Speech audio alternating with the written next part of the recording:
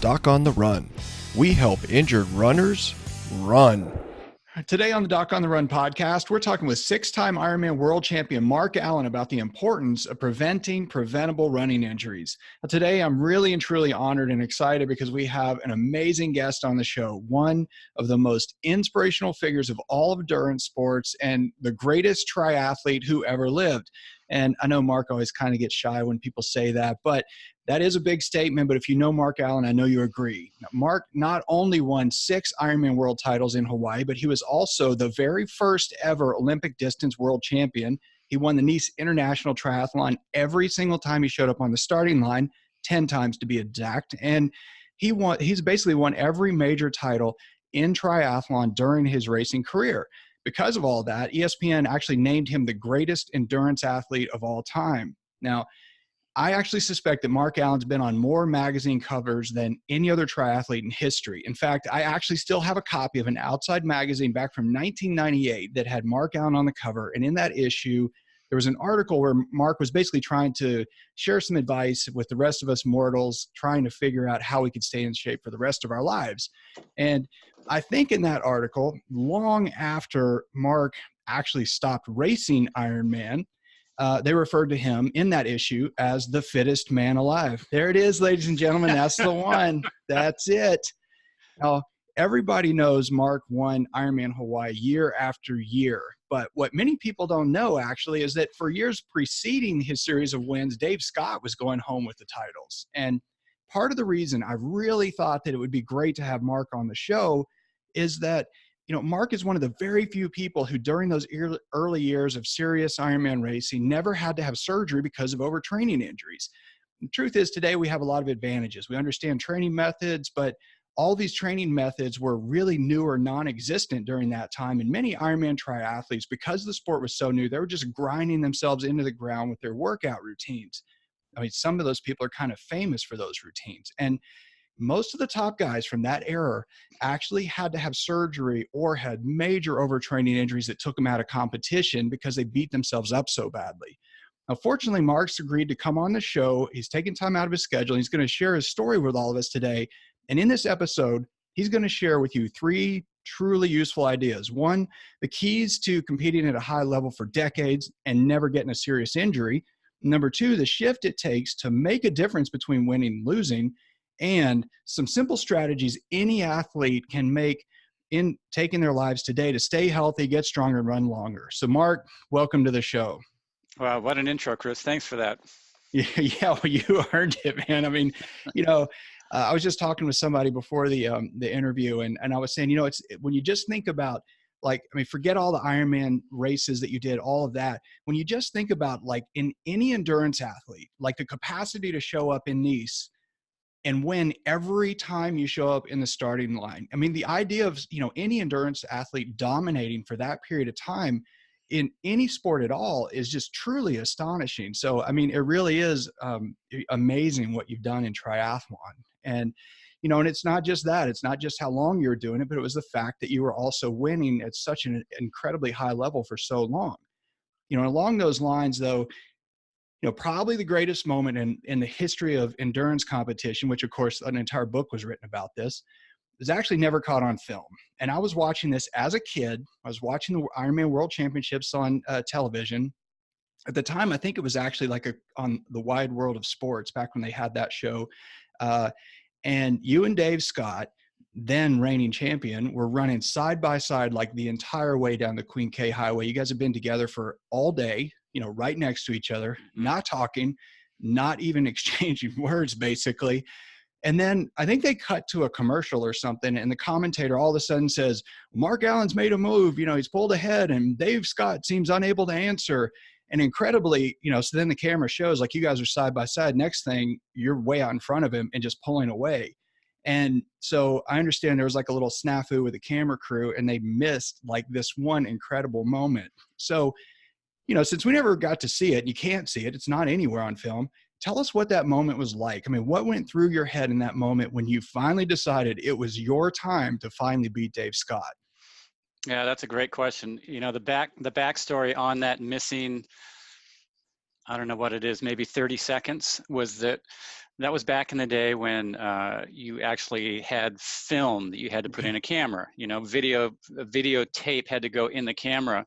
And Dave and I had been racing each other at that point for over 8 hours side by side. As you said, no words exchanged. I mean, what are you going to say? Hey, Right. Dave, do you need another Gatorade? I'll get it for you at this next aid station. There's not a whole lot that's going to, but you know, you're in such a different sort of state of awareness is the best way to describe it. And you really don't need to ask the guy next to you how he's feeling to understand how he is doing. And, you know, being next to Dave, I could feel that he was just so strong and so solid that there was absolutely no trick that I could pull, like a quick surge that would break him. I was just going to have to outrace him. And that was something that I had never done. This is my 7th time at the Ironman. I had never won it. I'd been second twice, third once, fifth twice. 1 year I was in the lead with Dave on the bike when my bike broke and I had to drop out. So I didn't have a good track record. David won it 6 times. He was hoping for number 7. And, you know, the marathon had been unfolding. And each of us was trying to figure out, when is this thing going to break open?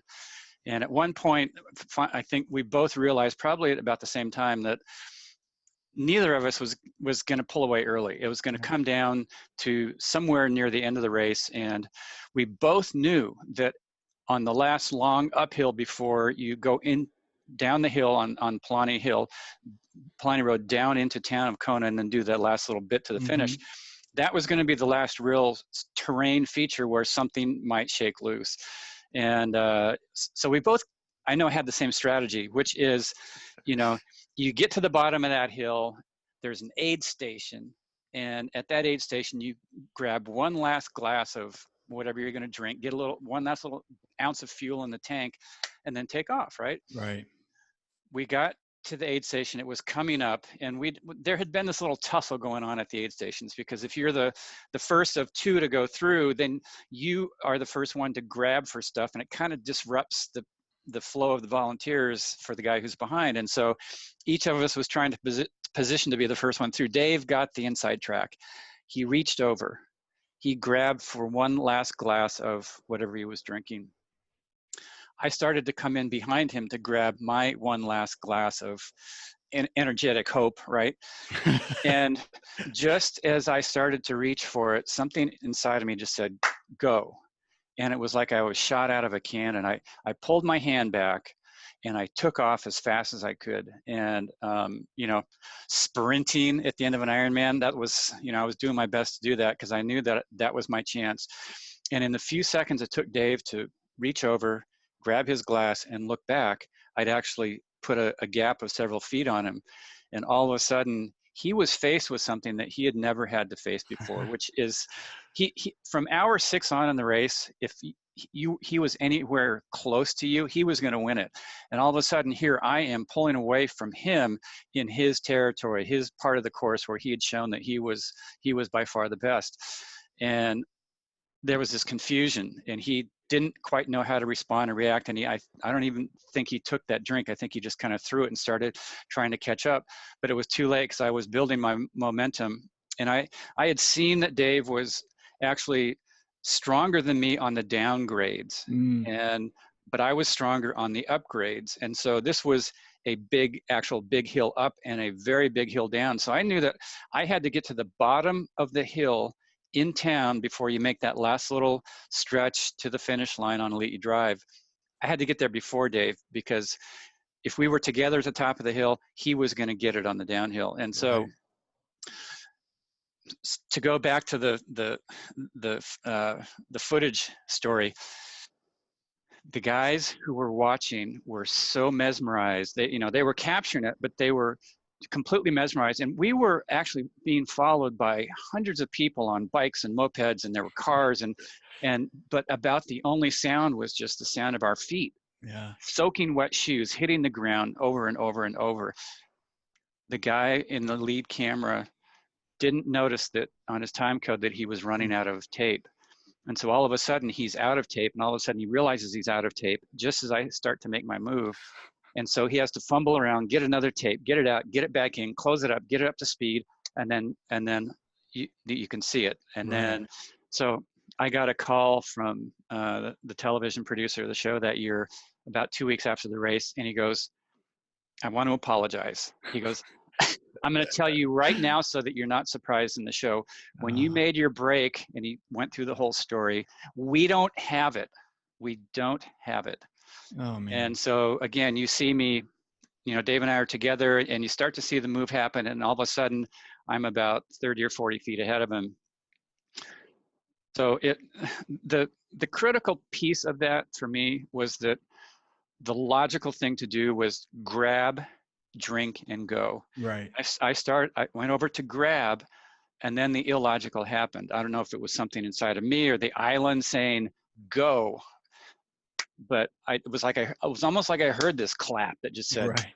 Wow. and I went completely illogical, because even though it was fairly close to the finish, there's still plenty of time to run out of energy, because Right. you're right on that edge of replacing what you're using to maintain the pace that you're going. Mm-hmm. And so it was just this completely illogical move that became the break, that it was the final piece that put the race in my lap. And then I ended up winning that year by Mm-hmm. a very small margin, 58 seconds Out of a whole day. out of a whole day. Dave broke his previous world's record by almost 18 minutes. Yeah. Isn't that crazy? I did my best time on that day by almost 30 minutes. Oh my gosh. And again, a very small margin, 58 seconds. Wow. Yeah, that's incredible. I mean, it's so interesting though, because again, it's like, even if you read Iron War, it's like everybody was trying to figure out what to do during that era. Right. And nobody can show up in Hawaii and win the world championships, or for that matter, win 20 races over a 3-year period like you did, without learning what really works and what doesn't. And you didn't have the same resources available to us. I mean, today, runners, triathletes, ultra marathoners, we all have all of this information and wisdom at our disposal. I mean, you can go back to the Total Triathlete, which you wrote a long time ago with Bob Babbitt, right? And today we can listen to interviews like this. We can hire a coach like you. We can, find somebody that has this enormous base of knowledge to help us. But there was no Mark Allen to help you when you were training. So you had to figure that out. So you had to experiment, right? And maybe you can share a little bit about how you really set about this process of experimentation that led you to become so successful through triathlon. Yeah, I started in the sport in 1982. I was 24 years old. I'd been out of college for 2 years. I saw the Ironman on TV and thought, crazy, but I want to go see if I can cross that finish line. And I'd been a swimmer growing up. I was very mediocre. I wasn't world class. I didn't go to Olympic trials or set world's records or anything. But so I had to pick up cycling and running fairly quickly. And so I kind of looked at what top cyclists were doing to get ready for something that was going to be around 112 miles. I looked at what marathoners were doing to get ready for a marathon. I knew what I needed to do to get ready for a 2.4 mile swim. Mm-hmm. And I thought, if I put all of this individual knowledge together, the volume of my training will be so massive that it will kill me. There's no Right. way I can do it. And so really right from that very first year, because there were no coaches, there were no resources of knowledge. There was no knowledge base of how to train for something like this. But I thought, okay, cull it down, bring it into more of a realistic package, and let me just see what happens. And so that's kind of what I did. And but as a swimmer, I had this concept like go hard all the time, and that's just the way coaches had us do stuff in the 70s and 80s. They'd throw the team in the pool, give us the hardest thing they could come up with. We'd come back and do the same thing the next day. There was not really this concept of building an aerobic base, or there was no knowledge about how, certain levels of activity stimulate the development of fat burning, low stress on the body, anaerobic being high stress, carbohydrate burning, and the necessity to balance these two fitness developments. Just as a background, human beings are the best endurance animals on the planet. We can go farther longer than anything else. Like in the Western States 100, 100-mile race in the Sierras, all in the mountains. The record for humans is about something like 20 minutes faster than the record for horses who also do that 100-mile race. So interesting. So, we're built to just kind of go and go and go and go and go. I mean, think about speed. I mean, a little squirrel running across your yard is probably faster than you are when you're sprinting, right? Right. So anyway, right away, I saw that my swimmer mentality of just go out there and go hard all the time wasn't working for cycling, and it was definitely detrimental for running, because I started to get like knee pain, and my IT bands got tight, and things were hurting, and I thought things shouldn't hurt. Right. And Interesting concept, right? yeah, it's like a workout can be painful, but when I'm done, there should be no pain. Right. And so fortunately, I met Phil Maffetone, who had been doing a lot of research on heart rate training and dividing your workouts up into aerobic blocks and then adding in anaerobic work, interval work, speed work appropriately in the right amounts, not too much, throughout the year. And so that's what I started doing. And I saw that when I did that, when I just kind of slowed things down, I still got more fit. I still got faster, but there was no more pain or feeling like I was hurting my body. My body was rebuilding and regenerating day after day after day, week after week. And one of the main goals or tenets that I had in my training over the years was to be able to train consistently. If anybody can go really hard for a short period of time, a hard, fast block of training will bump your fitness up really quickly, but it's high stress. And it's very easy to go off the other side, where all of a sudden you're injured, you get ill, you get sick, your immune system is suppressed because of the anaerobic work. It's high stress, cortisol goes up and all that kind of stuff. And then you can't train. You're burned out, you're unmotivated, you can't get out of bed, you feel like you got run over by a truck, or maybe you want to train, but you can't because something's injured.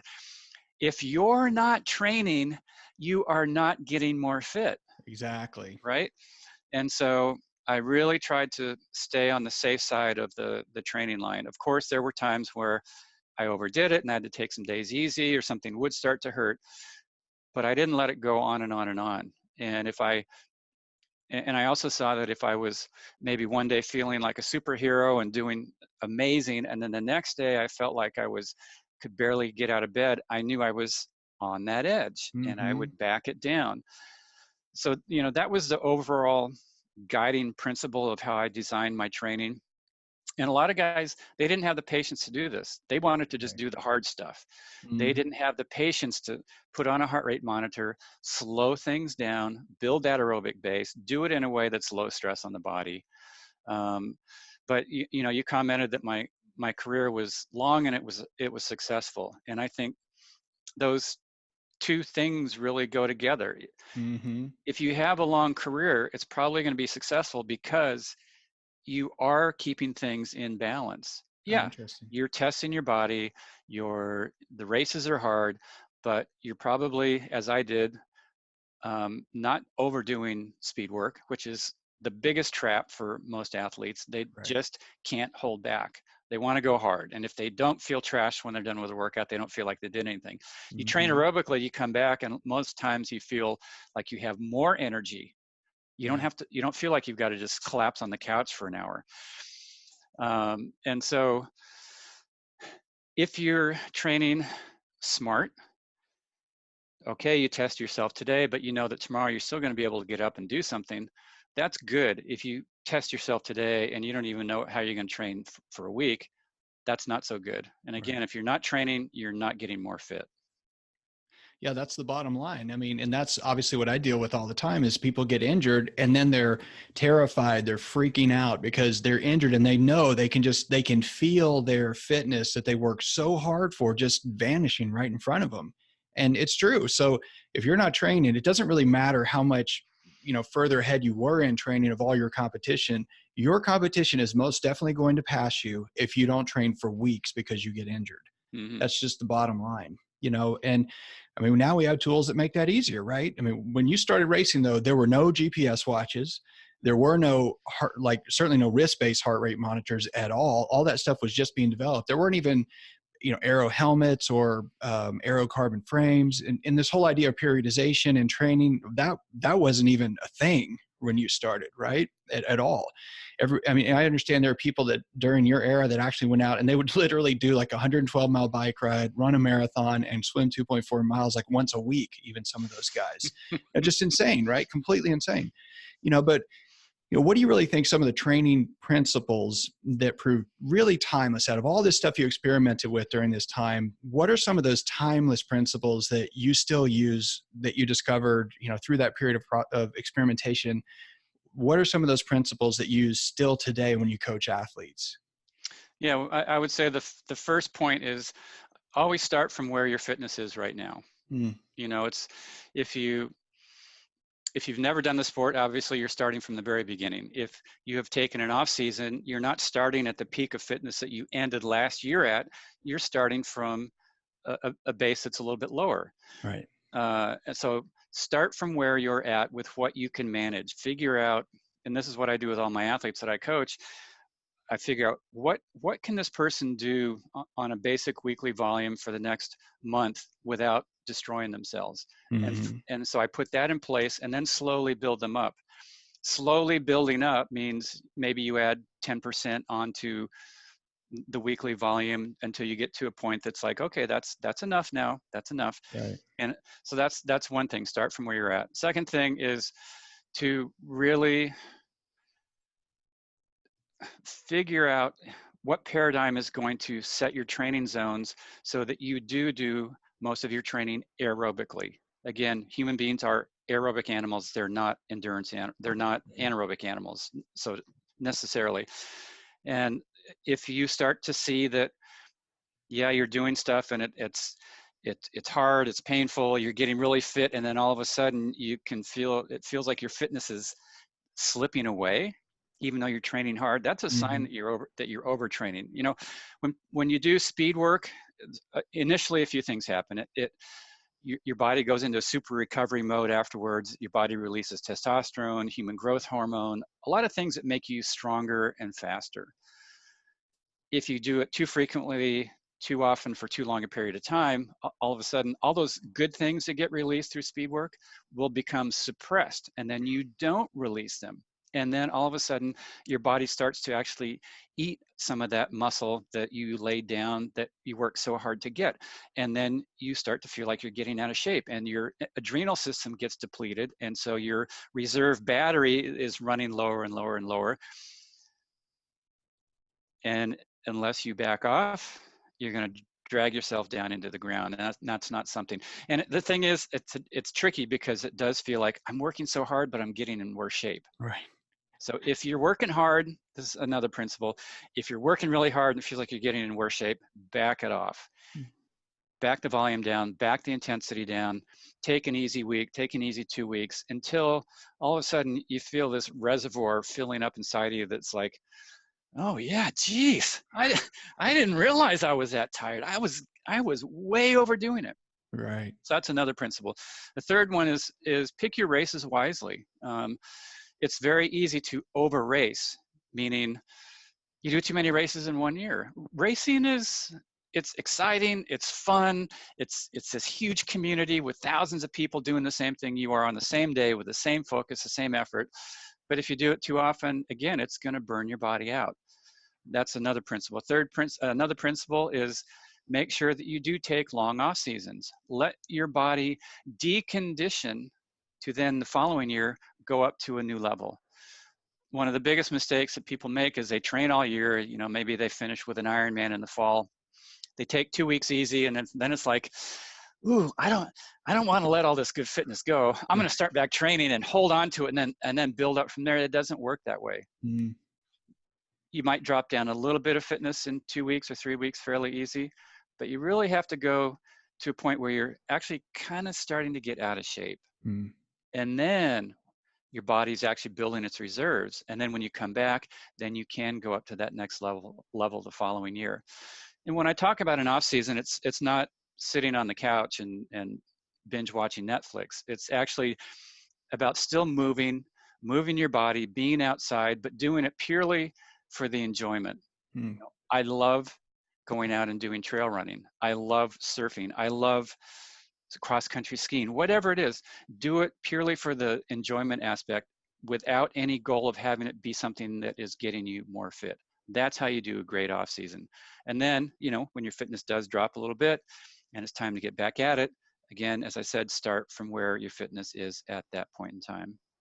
Yeah, that's great. I mean, that really is the key, right? That is a difficult thing for us to really just sit still, to wait, to be patient. I mean, whether it's speed training or trying to sit through an off season, I think it's very, very difficult for athletes to feel like they're getting slower or weaker. But as you said, if you don't do that, your body doesn't build those reserves. And then you wind up trying to accumulate fitness beyond what you're actually capable. And you wind up with an overtraining injury, which of course is the very worst possible affliction of an endurance runner. So, obviously we get injured, we're going to get weaker, like we talked about, and then we have to start all over after we destroy all of our fitness through the rest and recovery process. And I think everybody listening to this can agree that any overtraining injury is really a consequence of not recovering enough before the next workout.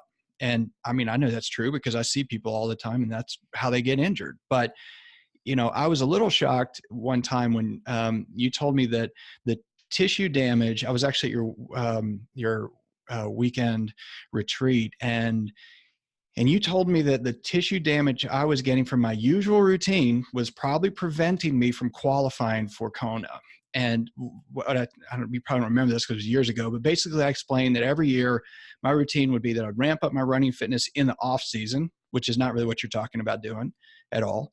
I would train for marathon training, thinking that if I went and did the Houston Marathon in January or February as a warm up for my training season, then I'd basically be, I'd have sound running fitness, and then I'd be in a good position to start really training and build my base from there for my Ironman training through the rest of the year. Well, you listened to me and you just said, you should probably stop doing the Houston Marathon if you really want to get to Hawaii. And I was actually kind of shocked. And at the time, I wasn't at all worried about getting an overtraining injury because I see athletes all the time who get them. And I think I know the things to not do specifically to injure myself. I'm not going to do speed work on back-to-back days. I'm not going to do hill repeats on back-to-back days. But what you pointed out to me that day that I was actually totally unaware of was the effect that the tissue damage from an early marathon in the year, like what effect that tissue damage was having on my actual athletic performance throughout the rest of the year.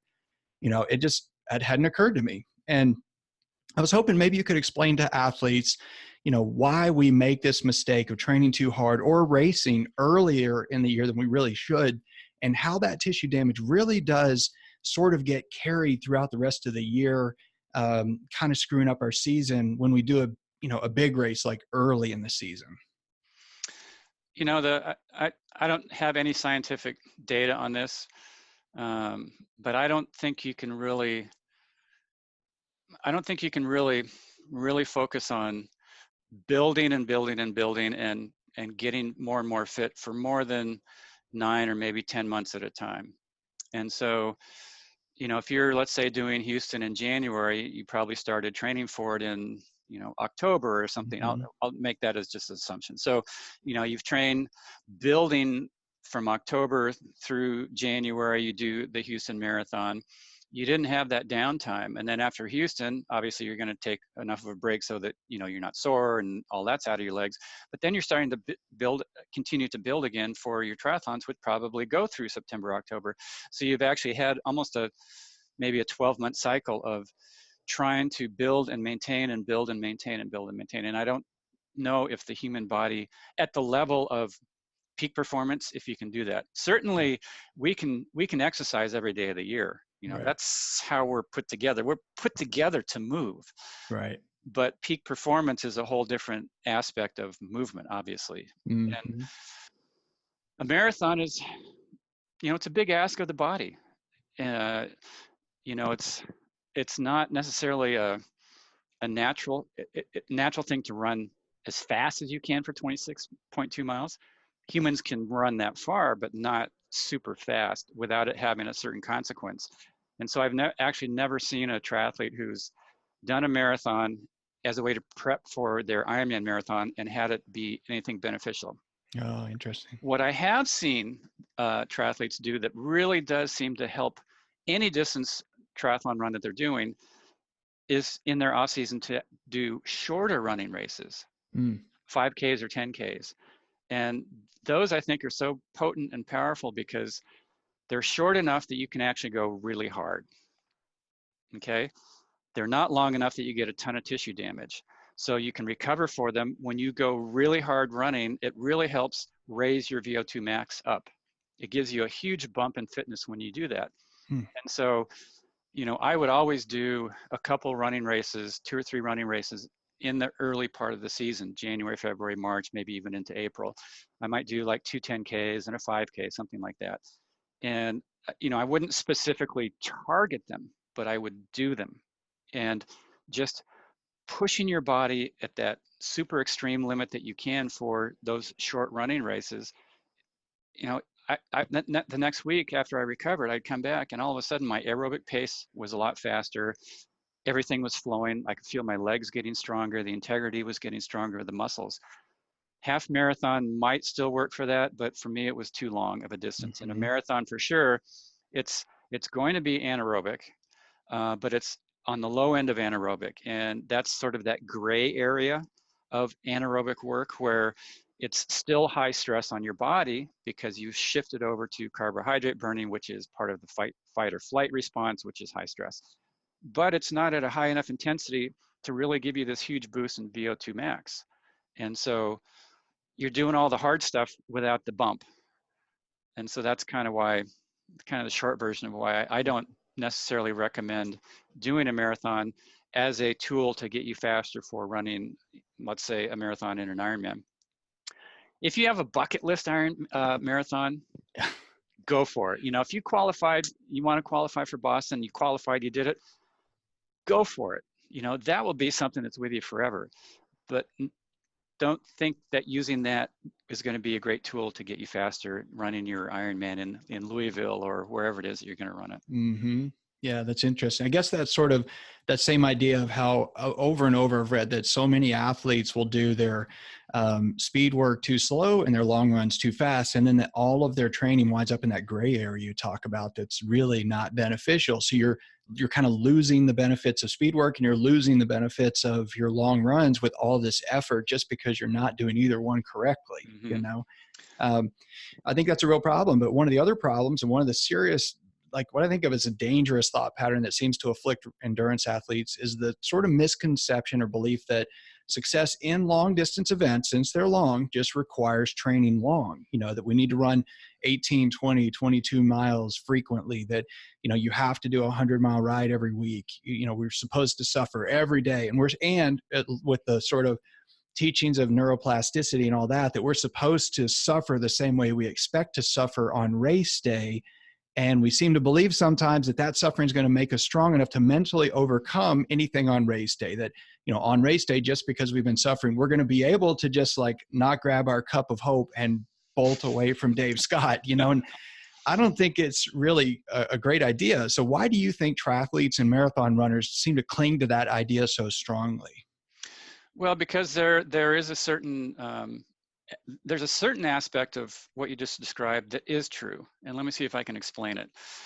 You know, one of the reasons we train is to make it so that race day is more of a normal experience for us. Okay. So when you're doing when you're getting ready, let's say to do an Ironman, you want to do training that will help you feel like this day is just kind of like so much of what I've already done. Right. And so, but the way you do that is probably a little bit different than you just described. You just described the way to not do it. Right. You know, do your speed work, but not fast enough. Do your long runs, but do them too hard, so they turn into that gray area. They don't develop the aerobic system, but they're not fast enough to really bump up your VO2 max and all these things that come with it. This is how I would do it. I did almost all of my long rides aerobically. I got my body used to just being out there for 5 hours, 6 hours. I did a couple, I would do 2 or 3 7-hour rides throughout the year. Not many, but just a couple. So that the overall energy expenditure of the ride was the same or more than I would be putting out in the Ironman.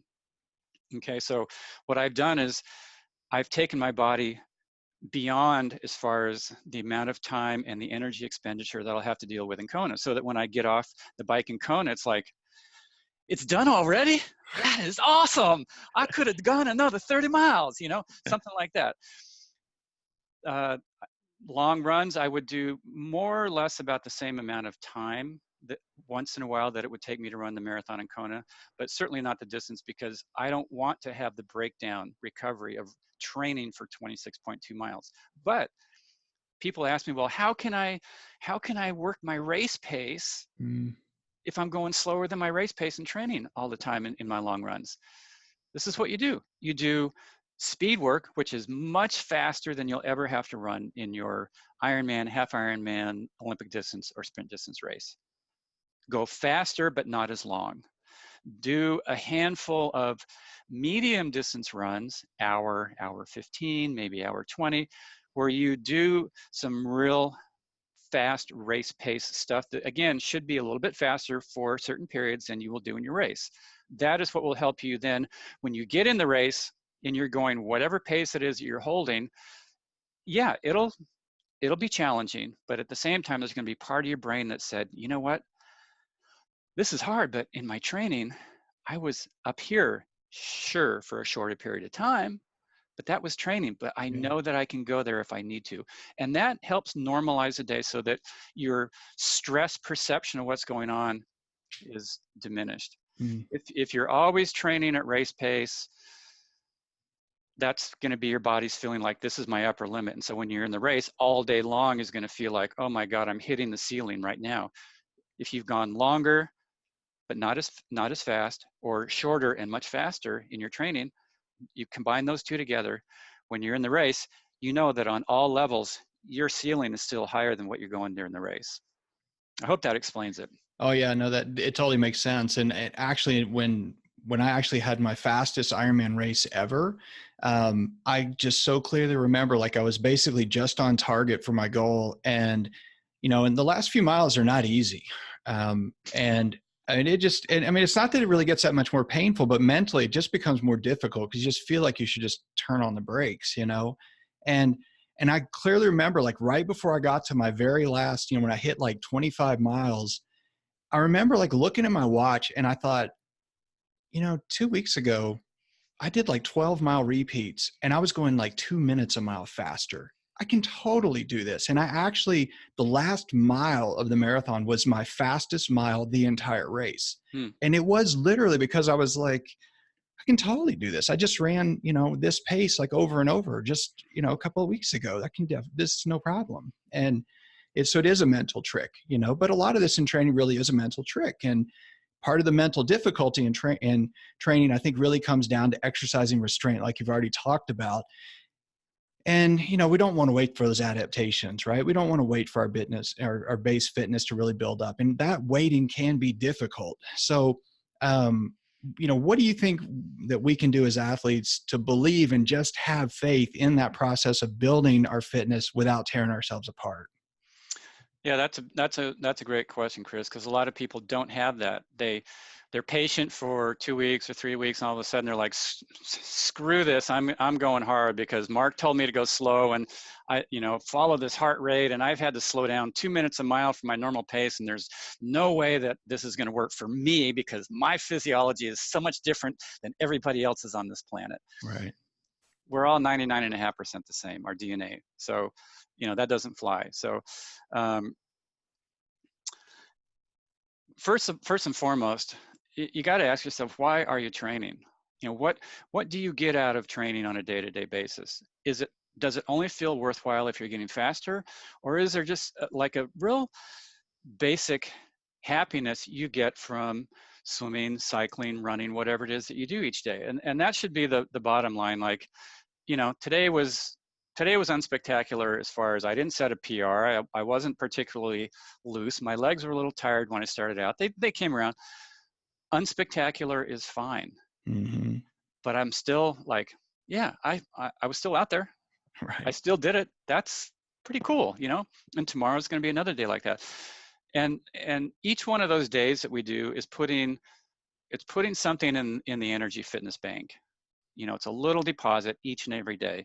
You deposit a little bit today, a little bit tomorrow, week after week after week, and then eventually something happens and you get a bank statement, and all of a sudden, your swimming goes from 100, 115 per 100 to 110 like overnight, or something happens in a long ride and all of a sudden you're able to keep up with these people that have been pulling away from you, or you're on the track and you're doing something and all of a sudden you're running 6, 7, 8 seconds faster for quarters, and it's like, what did I do? And so those are the moments those are like the little bonus gifts. But again, it's more like, I always felt like if I'm just going out there each and every day, that's putting something in there that will come out in a big withdrawal, especially on my race day. And that was also the final one piece that I kind of didn't explain about how do you manage all this together.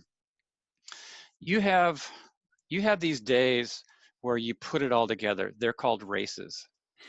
And we want to have, like I said, elements of training simulate parts of the race, but there's never anything that should be the entire race on training days. Save those special moments for the 4, 5, 6, 7 days throughout the year where you actually do compete. Interesting. Yeah, no, that's really useful, but we don't want to do that, right? We want to win every day.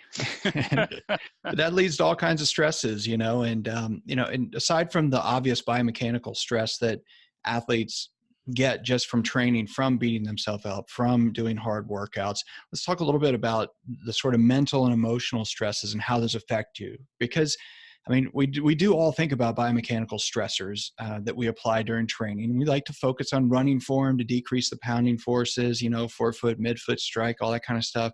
What kind of stress and strain we're putting in terms of avoiding metatarsal stress fractures and that kind of stuff. But not just athletes. I lecture at medical conferences about running injuries, and I hear doctors, and we talk about this in some of the lectures I do, where I'm like, you have to talk to athletes, you have to talk to your patients and figure out what are these other stressors. There's all these different kinds of stressors: emotional stress, psychological stress, environmental stressors, hormonal stressors, all these different things. But all we as doctors and many athletes, frankly, just want to talk about the biomechanical stress because it seems like that has some, direct application to our weakness or something. So, what do you really think about this in terms of work stress, emotional stress, and all these other forms of stressors that actually can contribute to poor performance or overtraining injuries in these athletes? All those external stresses are some of the biggest aspects of being an athlete that people completely ignore. Mm-hmm. But they have such a huge impact on our performance, both negatively if it's too much, or positively if we make shifts in our habits and how we lead our lives. Very, very simple rudimentary example. The first 6 Ironmans that I did from 1982 through 1988, I didn't win. The winter of 1989, that year that became the Great Race with Dave Scott and I went down to New Zealand and I trained down there for 6 weeks. It was completely on the other side of the planet. It was before internet and all that. So I was completely disconnected from all the normal stuff that I do around my home that keep me busy outside of just training. Down there, I had nothing that was stressful. All I had to do all day was train. And so I get up in the morning, it's like, what do I want to do today? Oh, I'll train, And I all of a sudden I saw that I was doing these incredible volumes of training that I had seen some of the other guys do, but completely scared me because I thought, there's no way I can recover doing that stuff. But suddenly I realized I can't recover doing that if my life is complicated. Interesting. If I simplify, take out a lot of the responsibilities that normally take energy to take care of every day, right? I can handle an amazing amount of training. I can handle an amazing amount of speed work also. So if you know that your training plan is pretty sound, like you should be getting faster, but you are not, it's time to put the training plan away and look at all that other stuff going on. Your time commitments to family, to work, what are stresses at work. Are you getting enough sleep? Are you under dietary stress? Are you eating way too many carbs, not enough protein, good oils, all the stuff to keep everything in balance? Because it's not just about your training. At that point, you have all these other things, and we all have like a stress ball. Like, we can handle this much stress, okay? Mm-hmm. But if 75% of that ball is taken up with stresses outside of your training, there's no way that you can handle much training stress without breaking down, without Right. getting injured, without getting sick, without getting burned out. And so, I 99% of the time when an athlete says, I'm not getting faster, what am I doing wrong? I delve, I take the peels, the layers off the onion, and I say, well, what's going on in your life? And do you have any other stresses going on? It's like, oh yeah, my job, I've had this project that I'm working on, and it's, it's been weeks of hours and hours, and I'm moving, and I'm getting a divorce, and,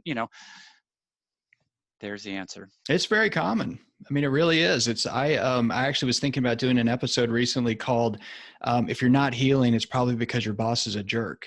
And I mean, I see athletes all the time that have been doing the same routine for a long time, and then suddenly they're baffled. Like, I'm not racing now. I don't get it. I don't know why.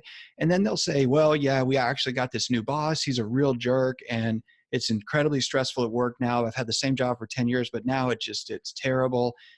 Or somebody will say, oh yeah, well, my husband just filed for divorce and we have a 2-year-old, and well, that would be stressful, right? Like, but they're confused because they don't really think about that. Just like you say, they don't really think that matters. They're like, oh, well, that's the thing, I put it over here and then I go train and I don't even have to think about that. And we'd like to separate, and we want to believe we're strong enough to separate these stressors, or somehow control them or ignore them and hence control them, right? By just pretending they're not there, Mm-hmm. but they totally affect us. So I think that's sort of one of the basic premises that you taught at the Fit Soul, Fit Body retreat that you and Brant put on. And, I attended many years ago and really enjoyed that. But a lot of what I learned that weekend was frankly not what I expected. And you and Brant both spoke a lot about this small shift in spirituality or mental awareness that can really make the difference for an athlete. And one of the things that you particularly talked about that weekend was about how every year Dave had been winning, but then once you finally made this switch, what happens, like when, what's illustrated really in the book Iron War, after that, you're just taking home the titles, right? It was just like night and day, like you were losing and then suddenly you're just winning.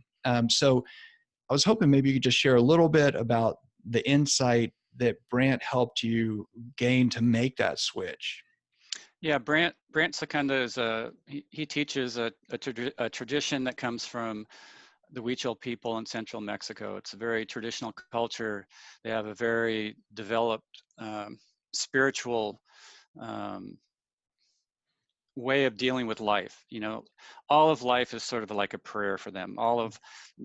They try to stay as connected to all aspects of life as possible. The sunrises, the sunsets, the seasons. They live a very natural lifestyle. They're living in nature. It's kind of the opposite of what a lot of us have turned into in the modern world, where we're completely disconnected from nature. We're inside all day long. We're looking at our phones and we're social media and but we don't have community. We don't have that feeling of just going outside and just meditating on the season and the flowers and the trees and feeling a part of life. When you're part of a lot of what Brant helped me to do was to feel really connected to life itself. And when things aren't going well at Ironman, those first 6 years, they didn't go well in my mind. I could feel myself just kind of going inside and withdrawing, and it's a feeling like you're alone in a sense, because who wants to go out and tell your friends, man, I just had another amazingly bad race, let me tell you about it. You go inside like this, and he helped me to go beyond a result and to just stay connected with what's actually more important. Like you said, the sun is going to rise the next day after your race.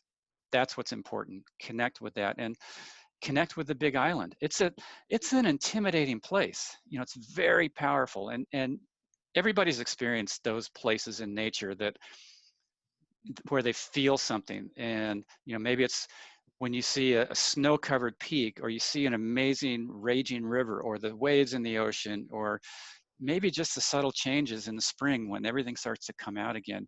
You have this feeling like, wow, you know, and in that wow moment, you forget about your credit card debt. You forget that you Mm-hmm. didn't win Ironman. You just feel good. And so, you know, Brant leads ceremonies to help you connect with that space. He gives practices in his teachings that enable you to get into that quiet mind space, which is so important as an athlete, to quiet your mind. You know, because in a race, you're going to have conversations with yourself, but most of them are not going to help you out. And it's very hard to come up with positive thoughts when everything is hurting and maybe somebody's pulling away and it's not turning out the way you hope. When you're quiet, then all of a sudden you do look around. And in Kona, that was huge. Like, I was running next to Dave Scott, and I reached the point at the half marathon where I didn't think I could continue. And I got quiet and I looked around, I'm like, wow, look how amazing this is, you know. And I was looking at the lava and seeing how, just thinking how many thousands of years ago did this happen, and it's still so raw and all, you know. It's like I felt good. And as crazy as it sounds, we need to practice feeling good, Mm. just like anything else. And so, you know, quieting your mind is something that Brant talks about, teaches, that we speak about in the book Fit Soul Fit Body: 9 Keys to a Healthier, Happier You. And so Yeah, yeah, that's a great book, by the way. For those of you who haven't read it, you should definitely get it. It's a great book. you know, as an athlete, most people are looking at their Garmin data, and that tells them how their body's doing, but it doesn't Mm. tell them how their emotional space is. That doesn't Yeah. tell them how their inner character is connecting or disconnecting from trust and hope, and this steady commitment to staying engaged in things, even if it's not looking so rosy at the moment. Right. And those are all things that Brant helped me to develop. And it can, as you said, help anybody in any endeavor, especially if you're an athlete. Right. Yeah. That's really interesting, and it's true. And that was such an interesting weekend. I remember that same time you told a story about this German guy you used to train with who, you know, would kind of taunt you, like as you were sort of going through your base building phase, and he was doing the standard thing of trying to get stronger and stronger and not being patient for that. And he would get to the top of this hill and basically circle and tell you he was going to beat you in Hawaii. So I was hoping maybe you could share that story and help us understand, you know, how that relates and how we really have to be patient if we want to be successful in endurance sports. Yeah, and this was in 1995, the last year that I was going to do Ironman. I did my winter training in San Diego because it's pretty good weather and a lot Mhm. of great athletes come there. One in particular was one of the best cyclists in the sport at that time, a guy named Jurgen Zak. And he called me right after the beginning of the year, and he asked me, he goes, "Mark, you want to ride together?" You know, and we decided, yeah, we're going to do this 110-mile loop that started on the coast and wound through some pretty hilly sections inland, and then come back. And that we were going to be smart. We were going to put on our heart rate monitors. The first month or two, we were going to keep the ride completely aerobic, because those kind of rides can turn into mini competitions, right? Mhm. And so first ride we met, and we'd gone through all the flat sections, and there was a 12-mile climb. And my heart rate at the time, as we were going out the flat sections, was low. It was like 130 or something. And Jurgen and I are joking and laughing. And we got to the climb, and right away, my heart rate went up to 150, which was my maximum aerobic heart rate. I wasn't going to go over it. And so I backed off the effort, try to keep it low enough. Jurgen just kind of pulled away, and I could tell he was letting his heart rate go up, right? And he got to the top of the climb that first time, about 10 minutes ahead of me. And like you said, he was just circling at the top of the climb with that big grin on his face, like, "Mark, I will beat you in October." And so, you know, we did this week after week, and you know, a month later, I was only 5 minutes behind, and the month after that, he was within sight when we got to the top of the climb. And then eventually, it did get to the point where my aerobic base was built, and now it was my time to let my heart rate go up. And Mm. so on this first of the rides where I was going to just let my heart rate go, we we're cruising out to the climb, and then here comes the climb, and I pulled away from Jurgen. And then I was circling around at the top about 10 minutes ahead of him before he finally came up, and he just comes up and he's dripping with sweat, and he's going, "Mark, what coffee you drink today?" But it took patience. The knee-jerk reaction for most athletes would have been, forget it, I'm just going to try and stick with this guy because I'll get a really good workout. But then I would have shortchanged myself that real deep base of fitness that comes from aerobic training. And then once I got that built, then I could start adding the blocks of anaerobic training that then just took that big base of fitness and honed it into something that was truly amazing. No, that's great. Yeah. One of the other things I was hoping we could talk about too is energy, right? Because it's just energy, right? It's just an expenditure of energy doled out over a period of time. And if you're going to have the best ever, that's how it works. And even in Ironman, right? The energy lab is like this sort of notorious place, which isn't really going to feed most people energy when you descend down into that thing. But, when we're at that thing near Santa Cruz and you and Brant were on the beach, Brant, this one morning, he was very quiet and he said, the ocean is a living, breathing thing. And the wind is energy. All around us is energy. And part of what I think you talked about in the book was, how we as athletes in competition can actually draw from energy around us, like you just kind of talked about just taking the energy of the island around you and all this amazing stuff that is really energy around you, and take that during those dark moments of the race and use it. So, how do you do that? How do you learn that? You just practice it. You can, like Brant said, you can just sit by the ocean or a lake or a stream and just breathe in that sound. And, it's filling you up with energy or life force. And he actually told me before I left for my final Ironman in 1995, he said, if you need help during the race, call out to the Big Island. It will hear you. It is a living, breathing being. And the short version of that story is that I came off the bike in 5th place, 13 and a half minutes behind the leader, Thomas Hellriegel. And so I had to make up 30 seconds a mile, every single mile of the marathon, if I was going to catch him at the finish line. Nobody had made up that kind of a gap to become the champion. I was 37 years old. Nobody had won as a 37-year-old. So I was trying to do some things that were going to be first time ever done. I couldn't Google, how do you win as a 37-year-old when you're 13 and a half minutes behind the leader? And so I was going through the marathon. I got to about 8 miles to go in the marathon, and I was told I was 4 minutes back. So I was making up 30 seconds a mile, but in relative terms, I was still just as far behind Hellriegel as when I started the marathon, and I was still only on pace to catch him at the finish line. And that is not a good place to catch a guy who he's 13 years younger than me when you're trying to sprint for the world championship. And I needed something else. And then I remembered Brant's words. He said, call out to the island if you need help. And so I just said, hey, Big Island, help me here. I'm going to give everything I have, even if I completely blow up or come in an inch behind Hellriegel. I'm going to give it everything I have, but I need something extra. The next mile, I made up 40 seconds. The one after that, I made up a little over 50. The mile after that, I made up 1 minute and 15 seconds on the guy who had been leading for over 6 hours. Wow. Finally, at mile 23, I caught Thomas, made the final pass of my Ironman career, and went on to win that 6th and final title. And again, people might go, oh, well, it was coincidence. Like, you just got yourself in a different mindset. But for me, it was such a real tangible experience. Like, I called out to the island. I said, hey, I'm going to do my part, but I need you to help me. And that's kind of how life is, isn't it? There's no guarantee that if we give everything we have, things are going to turn out the way we hope. But certainly, for things to turn out well, we have to be willing to commit to giving everything we have and to connecting to that bigger feeling of life that's like, okay, here we go, not just here I go. Yeah, no, that's great. I mean, I think that a lot of those same sentiments, about sort of seeing the world as bigger and powerful around us, like, I think that you put a lot of that into the Art of Competition, the book that you put together. I mean, it's not like your other books, right? So you've got a book basically about sort of mindset, spirituality, and all of that. You have another one that was just sort of like one of the original sort of Bibles of training methods and everything.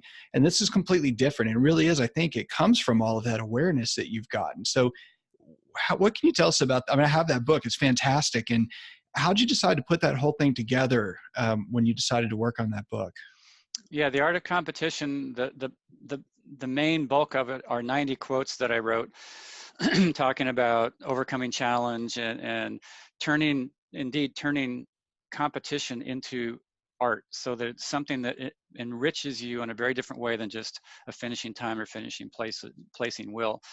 And the backstory to it is that I was at a 2-week retreat with Brant in Japan, and we were at Mount Fuji. We were staying in a little countryside family-run inn, and one afternoon I just laid down on the tatami mat bed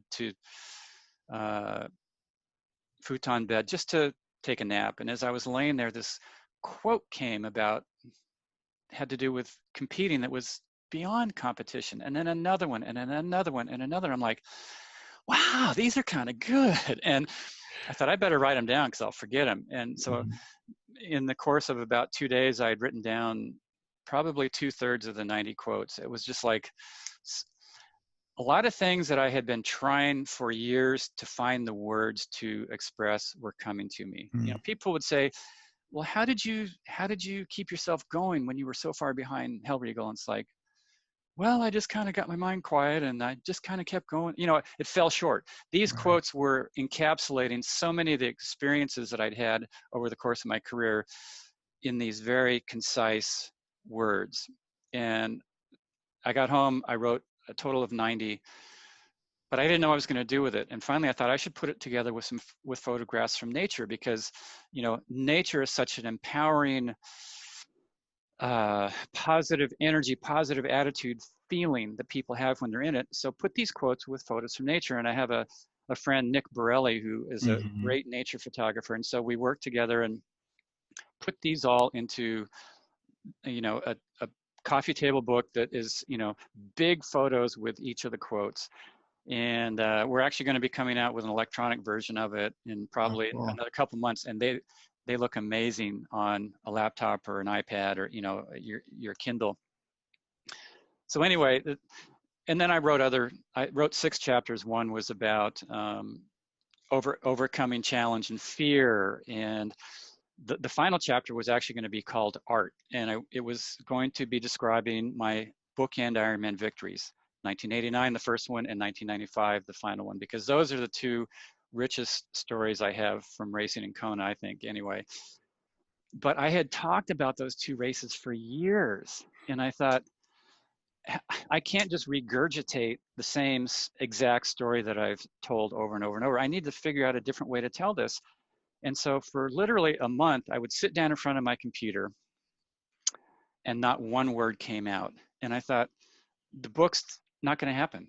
I can't write it without this chapter, because I have to tell how I turned competition into art. One day I said, forget it. I went out surfing and I was sitting in the water and I was kind of daydreaming, and all of a sudden the whole story laid out in my mind. And I'm like, oh my God, I know how I'm going to tell it. And I went back home. I went back to my house, and the whole final chapter just flowed out of me. So it's, again, you know, it's kind of just an interesting connection, because the final chapter, the thing that I needed to bring it full circle, I got not when I was actually trying to do it, but when I was in nature doing something completely different.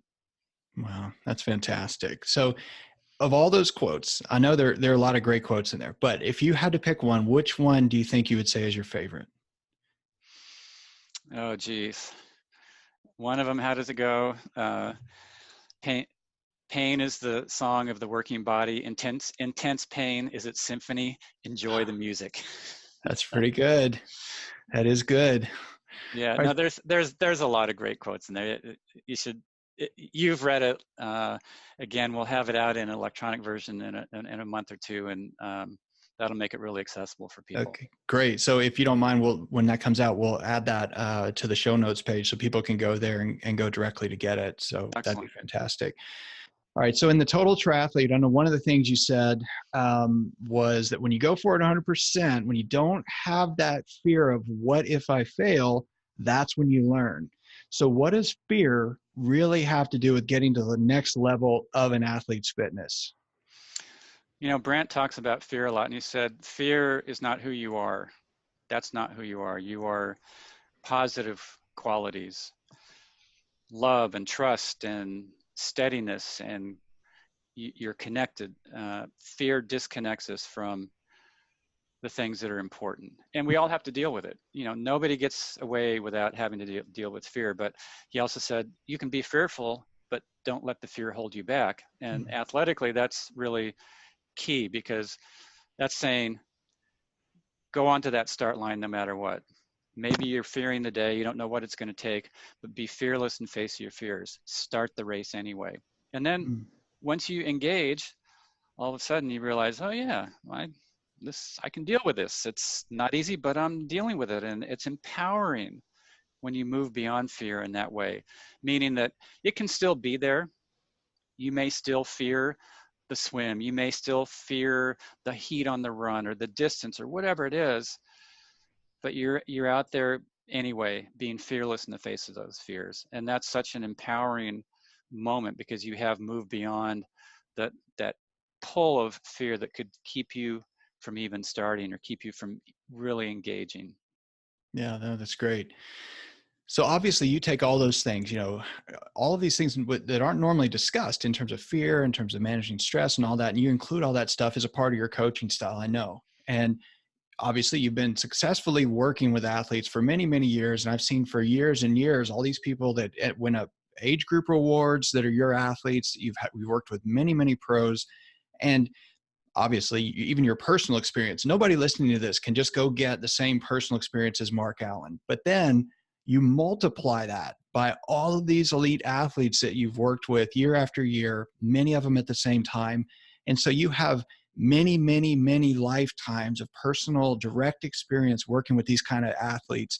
And that obviously affects your coaching style. So how would you say your coaching style has evolved over the years?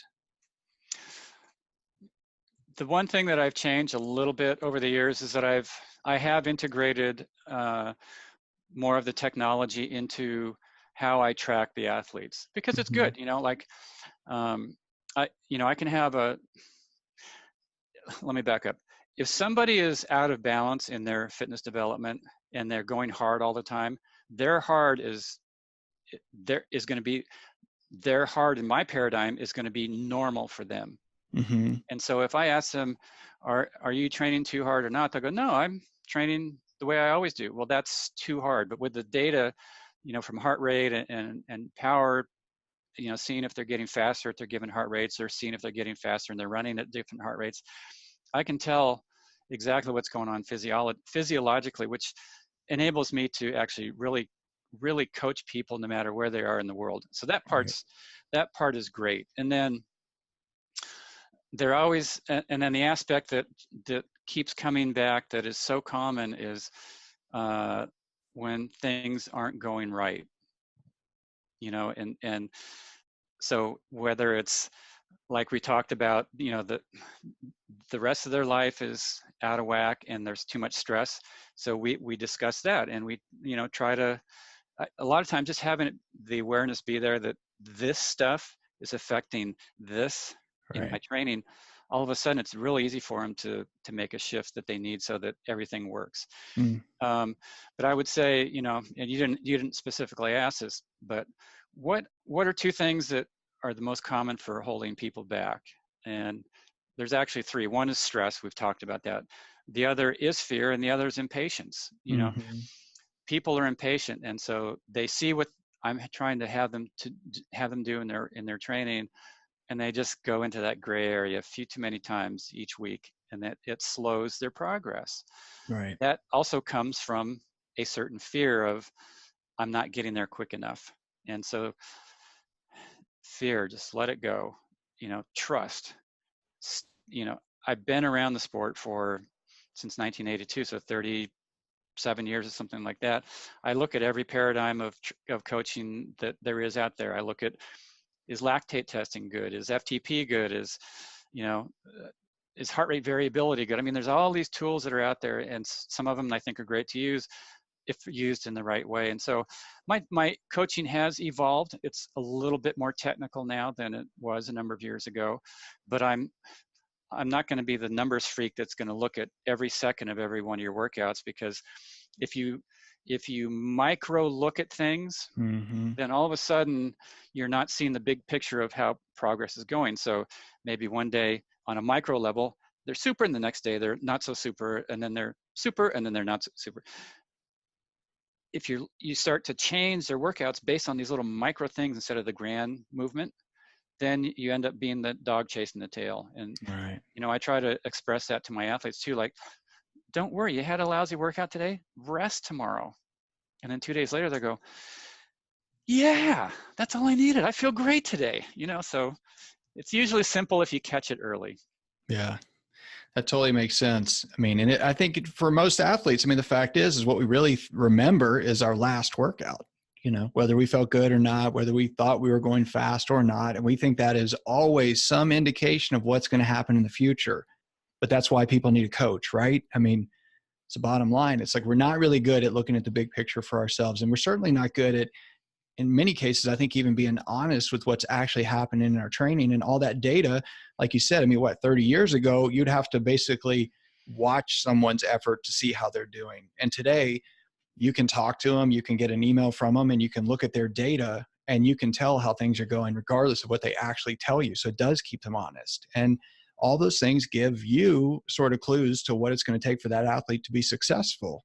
And I know you do a lot of work with athletes, you do speaking engagements, all that stuff. You give some really great motivational speeches. And so if somebody wants to work with you personally, if they want to reach out to you and they're trying to make, somebody who's trying to make it to Kona, or somebody that wants to have you as a motivational speaker to share your stories and experience in a corporate event or something like that, what's the best way for them to reach out to you directly?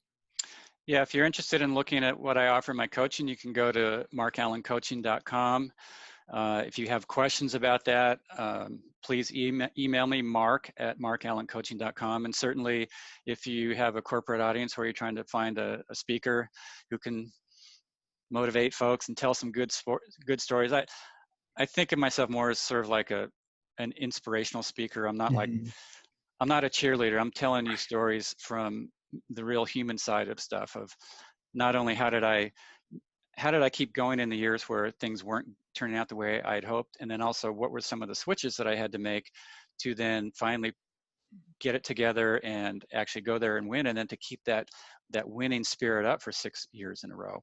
Right. And so if you're interested in that, you can also email me, mark@markallencoaching.com, and I'll get right back to you. That's great.